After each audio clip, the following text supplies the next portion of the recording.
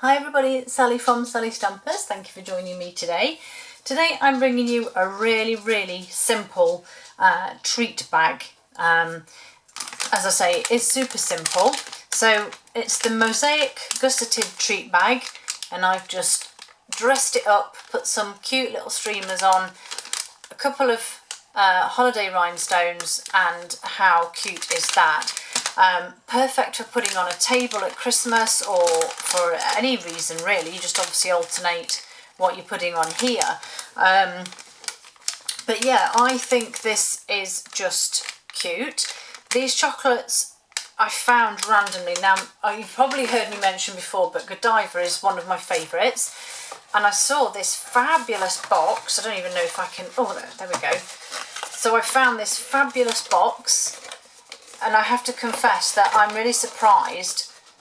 Can you see that? They've gone out of date and I still have them inside. What is going on? Chocolate not eaten, out of date, never heard of. Anyway, these are ideal little gifts on their own, really. You could just pop that on a table, but you know, like as with any chocolate, one is never enough. So I created this bag to house 3 of them.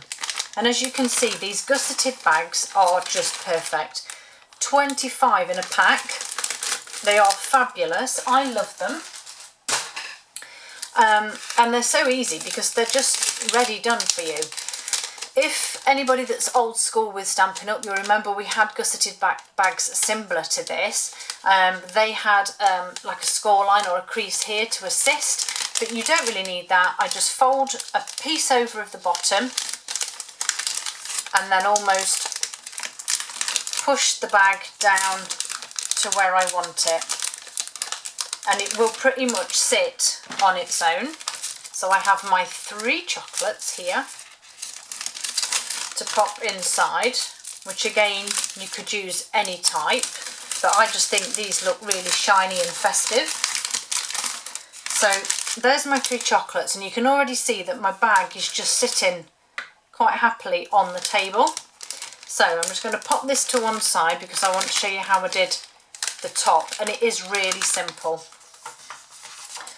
Back in again with the Plaid Tidings DSP and back with my celebration labels. Now I do like the idea of using these labels as toppers. I think they just work really well. So as you saw then, mine is the 2nd largest or 4th smallest, whichever way you look at it. And we're just going to run this through. I nearly said the Big Shot then, goodness me. Run it through my beautiful cut and emboss machine. So I'm just going to run that through. So 1, 2, 3 at the bottom if you're sandwich, and another 3 on the top. Just run that through. Take these out. Right, I'm just going to put this over here out of the way.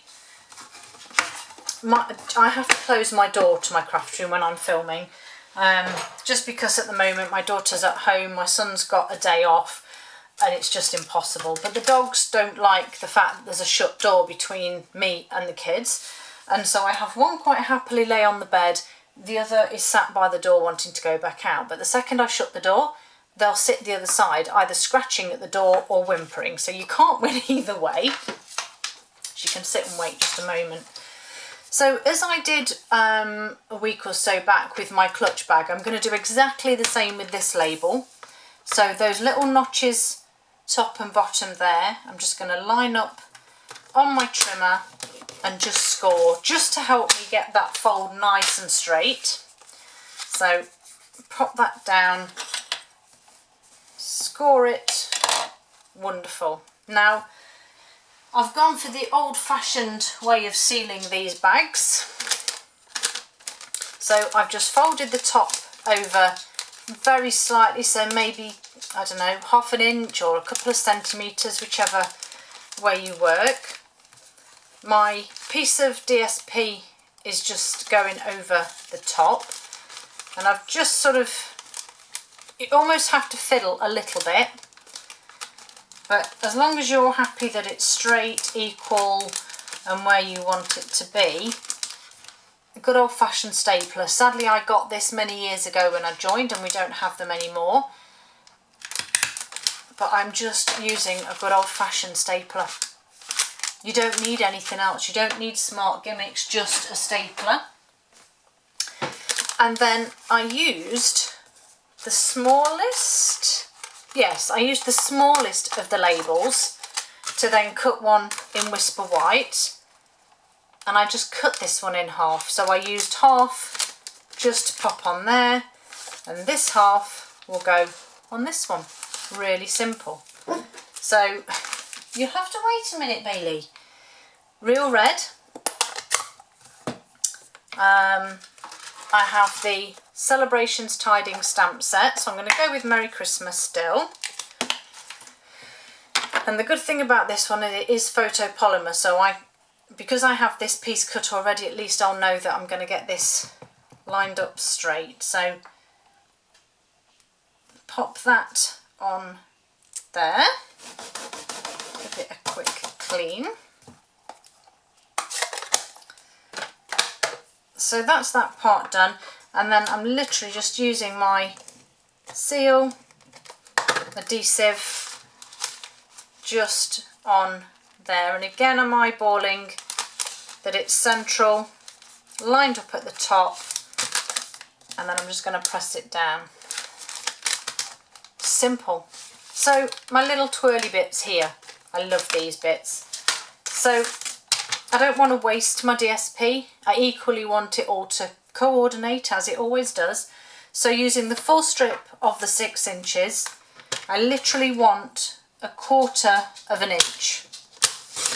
So there's 1, there's 2, and it roughly works out at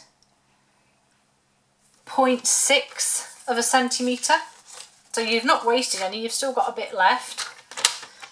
And then all I simply did, you can either use bone folder or scissors. I found scissors give it a crisper one, but all I simply did was just used, as you would with ribbon, I just curled it. And then when I got so far, I sort of just moved down a bit to give it an extra curl. And then you can kind of twist it yourself because it will stick in its twirl. So again, just giving it a good twirl, and then again just getting in there, give it, and then literally it will just sit where it needs to. And then I've got my 2 little strands here, and I'm just simply going to use a glue dot to hold those 2 pieces together, and then using my silicone mat, I've just added some adhesive front and back, and then I just tucked them under the edge. Just make sure you get all of your adhesive in if you've got some, and then again you can then just recurl them once you've got them in place. And as I say, you can really bend this paper wherever you want it. And then I just wanted to add some bling, as I always do. So I've used the holiday rhinestones, and of course I've gone with the blue because that's what colour my chocolates are. And it was just really to pull the blue into my decoration. And there we have it. There are my Mosaic Gusseted treat bags. Can't wait to share these at Christmas, although the chocolates will be out of date, so I might have to find something else or some new ones. But I hope you like them. Thank you for joining me, and I'll see you all again soon. Bye.